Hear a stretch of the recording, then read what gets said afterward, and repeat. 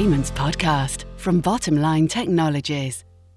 Hello, and welcome to the Payments Podcast. My name is Justin Corum, Senior Director of Partnerships at PayModeX here at Bottomline, and I'm super excited to host today's episode focused on how to get AR into the automation mix. Now, you might be surprised that today's focus is on accounts receivable rather than accounts payables. After all, AP automation has been the star of the back office show for a few years now, helping banks and companies of all sizes become more efficient and move away from the expensive and hard to secure paper check. It's time to add some balance to that equation and give the AR side of the house some well-deserved attention. To help me do that, I'm joined today by Nick Babinsky, who is Senior Vice President and General Manager of Billtrust Business Payments Network, or perhaps better known in the market as BPN. If you're not familiar with Billtrust, their mission is to lead the digital transformation of AR. Its cloud-based software and integrated payment processing solutions can simplify and automate B2B commerce, a subject that is, of course, near and dear to the hearts of us here at Bottomline.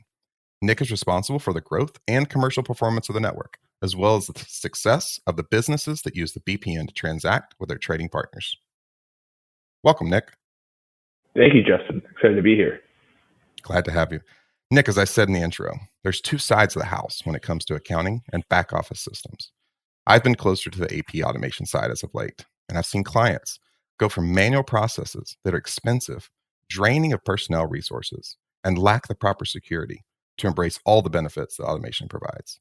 But as you and I both well know, the buzz right now is all about balancing AP automation with AR automation. It seems to me that part of the reason that this is out of balance is because the lion's share of the revenue, in the form of interchange, of course, and that resulting investment has been on the payable side of the house. Not to mention the incentives that are in place for our customers here at Bottomline, the buyers, in the form of rebate. So this, combined with the advent of virtual cards being sent via email, has certainly propelled businesses on the AP side of the house, such as Paymode, forward. But it's almost as if the success of automation on our side has created unintended consequences on the receivable side. So Nick, my first question to you is, what do you think's caused this imbalance? Yeah, it's a great question, Justin. And from our perspective here at Billtrust, I think what we've seen is historically, innovation, automation, digital transformation has occurred in many other parts of the business, typically around sales, CRM, marketing automation. And over time, we've seen more focus on the back office, right? And when you look at AP in particular, we're seeing that opportunity to generate revenue, rebates, incentives. And that created a lot of buzz, a lot of investment, a lot of focus on transforming the way businesses pay other businesses in the accounts payable space. And so with that incentive, led to the first move happening on the AP side of the house, so to speak. And unintentionally, when that first move happened, processes started changing. The way in which businesses started to think about different ways they could pay vendors via things like virtual card or via private networks or via other modalities. It really wasn't, contemplated how suppliers would interact with these new forms of payments, how they would support them, and what types of processes would need to be enacted or implemented on the AR side to accommodate these payments in a timely fashion. So I really do believe it was kind of the first mover on the AP side and design different ways that were really conducive and really, motivating for finance leaders and accounts payable to, make changes happen, but it really wasn't reflected in the AR side as to, how these changes would impact, trade relationships. And I think we're seeing that imbalance as more and more AP automation and digital transformation in the payable space has occurred. And we're now seeing the desire from our side, especially for AR side departments and players and providers to really balance the transaction, so to speak, to make it conducive for all parties participating in electronic transactions.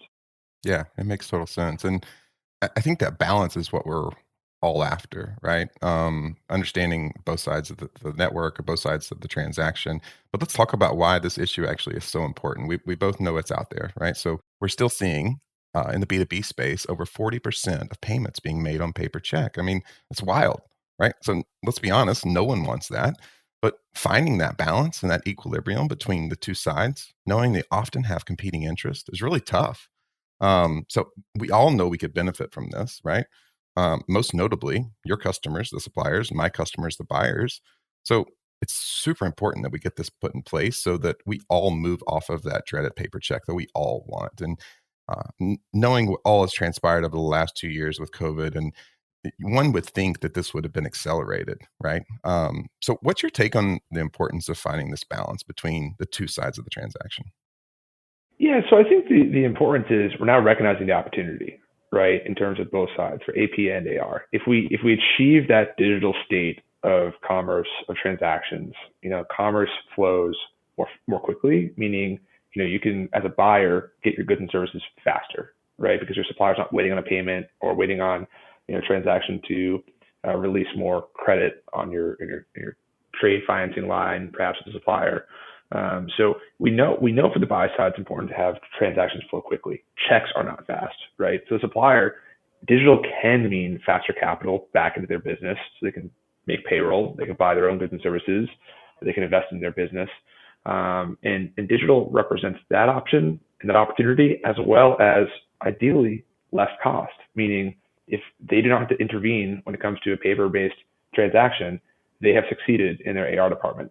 However, as we were just talking about with, AP developments around new payment modalities and virtual cards, especially, even ACHs are often more problematic and challenging for suppliers to receive because money will come into the bank, right, or the merchant account, and the remittance, the data that tells the supplier, tells the AR department, what the heck is my buyer paying me for, is often decoupled from the money.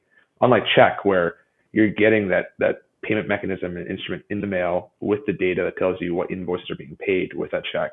So the decoupled nature has really left a certain taste in the mouth of the AR department saying, electronic isn't so great because I'm not achieving these outcomes that I'd hoped, right?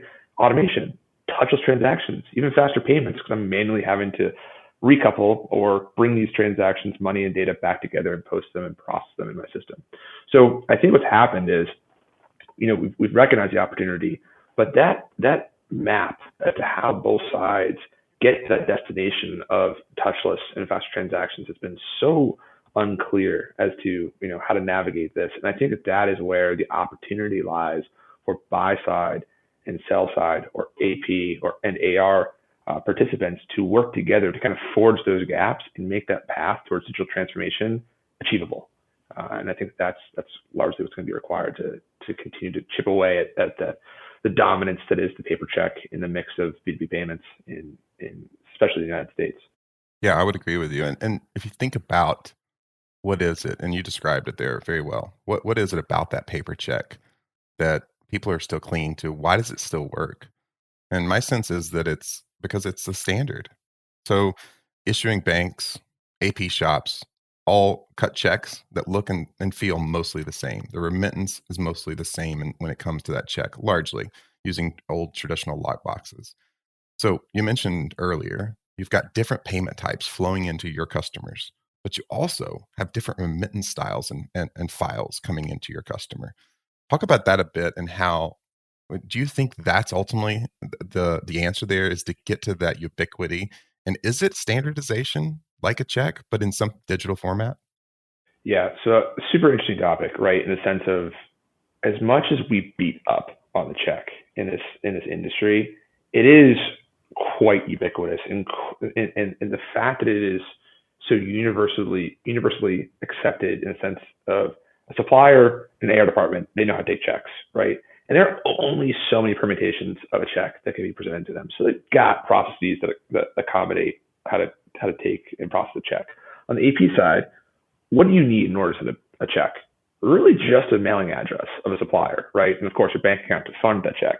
So it is straightforward. It's expensive. It's slow. There's risk tied to fraud with check, right? So it is not the most optimal modality, right, to make a payment, but it works, right? And so as we think about optimizing and we think about what is ideal state, digital, fast, low risk, low fraud, right, touchless, that is all, those are all criteria for what we think about when we design the perfect payment, right?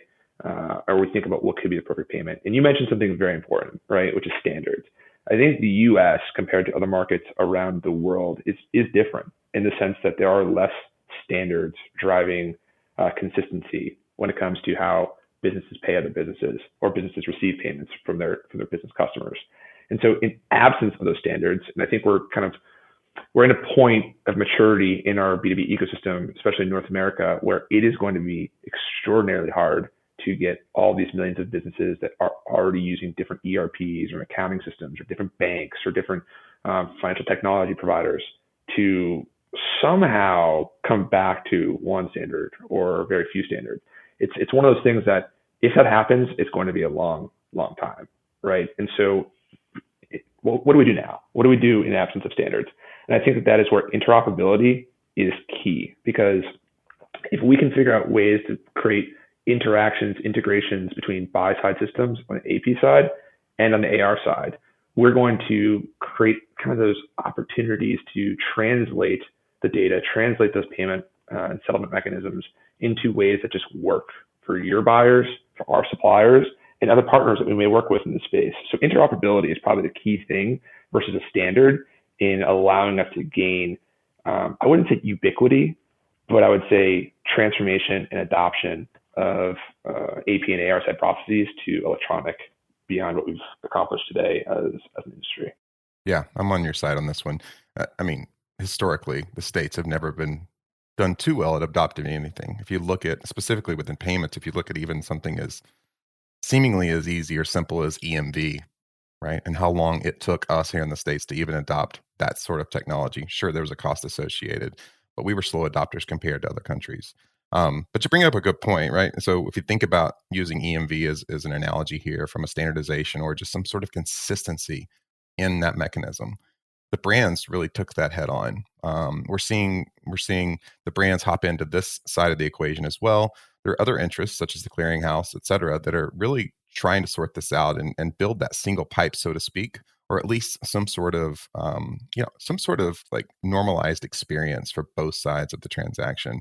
And we're seeing other instances where accounts payable and accounts receivable companies are working together to make that better. So I don't know that all of our listeners know this, but Bottom Line and Billtrust actually work together in the marketplace, and partially because we benefit from focusing on AP, and that's the message we take to our buyers. So organizations such as Billtrust have really helped propel our adoption to card because you're providing that experience. It helps for more satisfied customers on our side and ultimately better communication.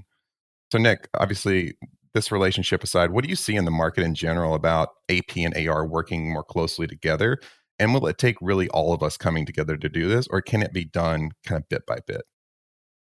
Sure. So what I'm going to do is I'm going to riff on your EMV analogy to answer that question, right? And so EMV was a compelling event where, like you said, the brands recognized the tremendous opportunity to reduce physical card fraud, right? And so the brands were really leading that change in the ecosystem. But what the brands recognized is, oh my goodness, we need lots of participation to change cardholder behavior. We need to get EMV enabled, chip enabled cards into the hands of cardholders. And we don't necessarily believe that the parties that are going to get new cards in the hands of cardholders are going to be the same parties succeeding at getting the coffee shop, at getting the major retail brands, at getting all those different locations that you actually use card to actually change their physical terminals, right? The devices to accept card. So taking the EMV example forward, it's very, very similar in AR and AP. There's not going to be one party that succeeds in getting all business payers to adopt digital form of payment. There's not going to be one party that succeeds in getting millions and millions of businesses around the world to accept, electronic forms of payment in a similar fashion. So it really is going to be an effort around coordinated parties in this ecosystem working together, because from our perspective at Billtrust, we love working with partners like Bottom Line because you make our lives easier. You are working with buyers to convince them of the benefits of electronic payments. And then our suppliers that we work with directly benefit from that because they're saying, gosh, it is so great that there are other forces out there helping me get paid faster and convincing my buyers to give me data in a way that makes these transactions touchless. So it's critical, right? Collaboration and interoperability is critical because we all represent different sides of the transaction, different size buyers, different size suppliers, sometimes different vertical markets, different geographies. And if we really want to see that massive, massive shift in that digital transformation of the AP to AR space, it is going to require all of us to recognize that there are participants out there that can accelerate our own success and the success of our customers. Yeah, I agree, man. I think back to why we don't have this adoption. We have these parties working together. I think it's the evolution of this is absolutely occurring. I think we're starting to see, even in the payable side, we're starting to see where we're getting more suppliers that are open to acceptance because of services that companies like Billtrust are providing. But there still exist pain points and friction in the process. We talked earlier about the different payment types. We talked earlier about the different remittance types, but let's hone in and focus on some of these critical friction points that organizations such as ourselves are looking to solve. And I'll be honest with you, on the payable side, the incentive is there. So our buyers are reaping monetary benefits by actually going to an electronic payment type. On your end of the equation, there are benefits and they are tangible, but they're tougher to explain because there's a cost associated with that. So if we start thinking about specific friction points and different pain points in this transaction, and I'm thinking really more so card at this point, virtual cards for electronic payments, cost has to be addressed, right? I think even our friends within the card brands would agree that. But to me, that seems the primary barrier to entrance is actually getting that cost where it's something that's palatable, but it also makes sense. And then I'd say the second thing to that, right, is really helping to deliver that remittance in a good sense where they can pick that up. So on that front of pain points and us trying to get to this utopian experience for both sides, talk to me about what you think those unique pain points for AR and perhaps even how folks like us on the payable side should be thinking about how to help mutually solve these problems. Sure. So I think you highlighted a number of very interesting considerations there for suppliers to participate in electronic transactions. Card certainly being one of the more exciting buy side, AP side opportunities to digitize payables.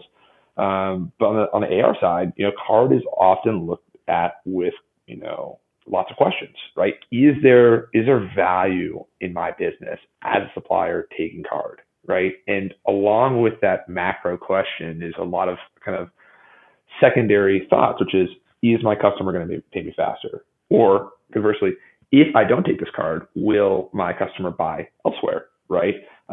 If I take a card, does it truly eliminate that AR clerk, that cash application manager from having to touch the transaction? Or will there still be an email at the end of the day? Right? Or if there's a way that I engage with an AP side party or with my buyer directly to enact some kind of straight through processing, is that process going to be a one-off for me? Or can I really look at, applying that straight through processing approach with all buyers, regardless of issuer, regardless of AP, technology? And I think that is all really floating through the minds of the AR community right now as more and more buyers and more AP side participants move towards virtual card. So I think that ultimately it's right now card in one way is being treated like a one size fits all option for suppliers, meaning here's the virtual card and here's the price, which I think is problematic. There are things like level 3. There's starting to be more things like proprietary interchange rates. But ultimately, my point is that there just needs to be flexibility because not you and I don't pay the same price for all of our solutions. We pay different prices based on the need that we have for something. We look at the attributes and how they meet up with our pain points. I think flexibility is going to ultimately be a key requirement for the expansion of card where card makes sense. But I also think when going back to the one size fits all, it's simply not because every virtual card, depending on which platform issues it or sends it, looks different. And so I think that there's going to be a need for us to try and insulate the AR departments, which is what we're really focusing on right now, from if a customer wants to pay with card, customer wants to pay with ACH, if a customer wants to pay with wire or some other electronic modality like Payable X, we believe our hypothesis is the more that we can insulate AR departments from all the different types of electronic options their buyers adopt and use, if we can insulate them from the kind of the differences and the characteristics of each of them so that at the end of the day, the supplier gets paid as quickly as possible with as little touch as possible, they're going to start to look at the cost associated with those payments as an investment, right? An investment in reducing manual labor, an investment in getting paid faster so they don't need to rely on other forms of credit through a lender or debt or other forms of financing that certainly as interest rates climb are going to be a factor. So the more that we can focus on the needs of the supplier and not just the incentives of the buyer, it's going to help us shift away from just saying, okay, it's purely interchange that's top of mind. It's going to be the all-in considerations of, everything I just mentioned. That's kind of top of mind for the supplier, if that makes sense. It absolutely does. I mean, there's an inflection point here that ultimately needs to happen. I mean, sitting on the issuing side and the payable side of the house. I mean, I would be remiss to not say that we have appreciated the interchange revenues for years in this, right? But we're just not getting the adoption that we need. And so I think providing those tools, providing scalable tools, right, and normalizing that experience as you just described is key for this. So we're nearing the end of the time here, Nick, and I want to leave the last question for you. Can you give us 2 or 3 takeaways that are most important to Billtrust right here and right now around this? Yeah, certainly. I think whether it's for Billtrust, whether it's for AR departments that we work with across mid-market and enterprise organizations, I think the first is to recognize that we talked about this earlier. It's going to be collaboration. It's going to be coordinating with other players in the ecosystem to help our buyers, help our suppliers transform their financial processes. Because again, there are millions of businesses out there, and working together to help these counterparties is going to be critical. Because at the end of the day, we succeed when we help them, build really strong trade relationships among one another. When we can help facilitate the commerce and the transactions and the interactions between one another to the point and to the extent where they don't really have to even think about the payment, right? We're all as a consumer so excited about the notion of, hey, one day if I can go into one of these Amazon Go stores, I don't have to wait in a queue or a checkout line and think about pulling a card or something else out of my wallet or even pulling my phone. I can just walk out. That's when technology is succeeding, right? We're limiting time otherwise spent doing meaningless activities like waiting to do checkout. So my point there is the more the technology works together in the AP and AR space, we're going to be doing our job of making payments less of a consideration for these buyers and suppliers, so they can just go about running their businesses, interacting with one another successfully without a lot of manual intervention. So number one is collaboration and interoperability. Number two, and I think Bottom Line Pay Mode, from our perspective, does a great job of this, which is recognizing that you need to have flexible options. Again, one solution does not serve the needs of all trade relationships. So thinking about that mix or that blend of options that's going to accommodate buyers and their needs, accommodate suppliers and their needs, accommodate systems, right? Because buyers or suppliers may be using a variety of accounting systems or ERPs or banking relationships. So recognizing the need to be flexible as a solutions provider is what we have seen as key in success with our partnerships with our clients and partnerships with organizations like Bottom Line.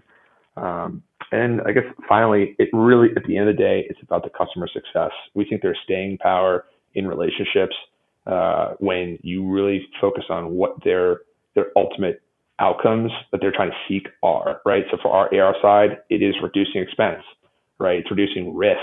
It's helping their business grow, right? You might think about back office automation as simply just a cost reduction play, but really, if you think about where AP and AR sits, like on the AR side, if you are not helping AR departments and CFOs and treasurers get paid by their customers in the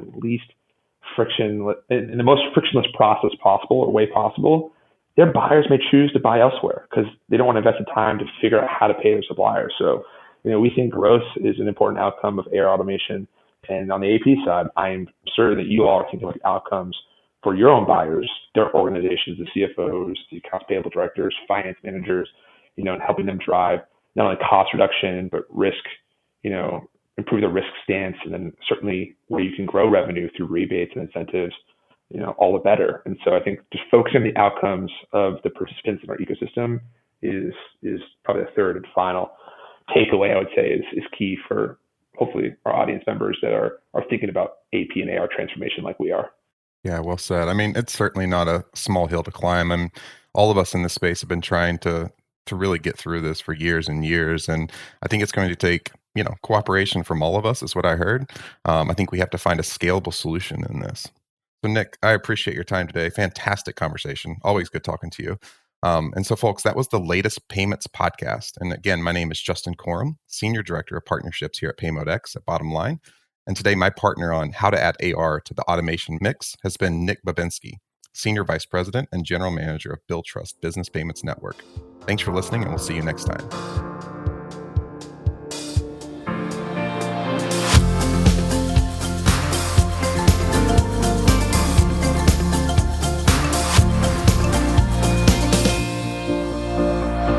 The Payments Podcast from Bottom Line Technologies.